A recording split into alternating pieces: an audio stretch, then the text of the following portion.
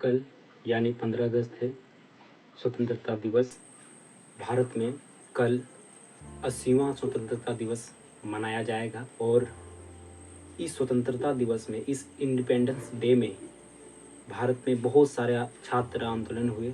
तो उसी आंदोलन को लेकर आज हम लोग बात करने वाले हैं। तो पहला जंतर मंतर और दूसरा रांची प्रोटेस्ट।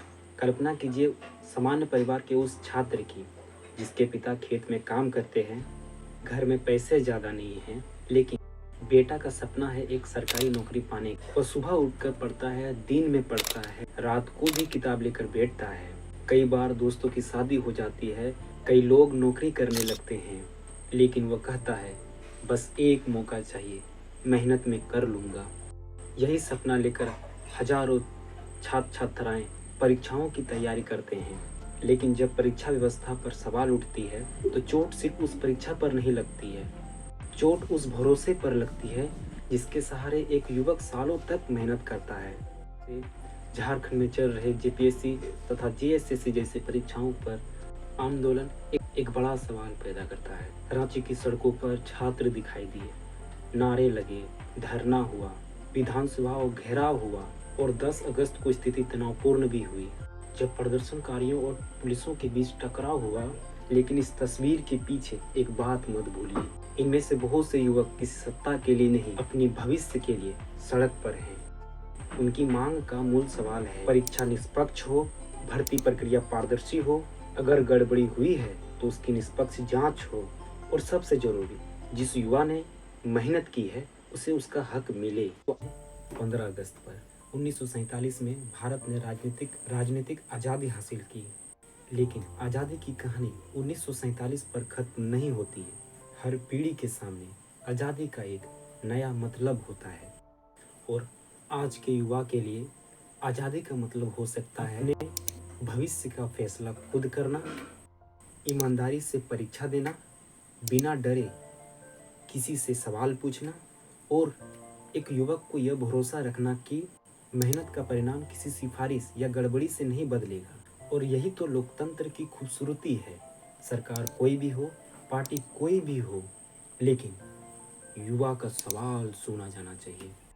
क्या हम किसी भी प्रदर्शन को उसके राजनीतिक रंग से देखेंगे या उस युवा की आंखों से जिसने अपना भविष्य दांव पर लगा रखा है?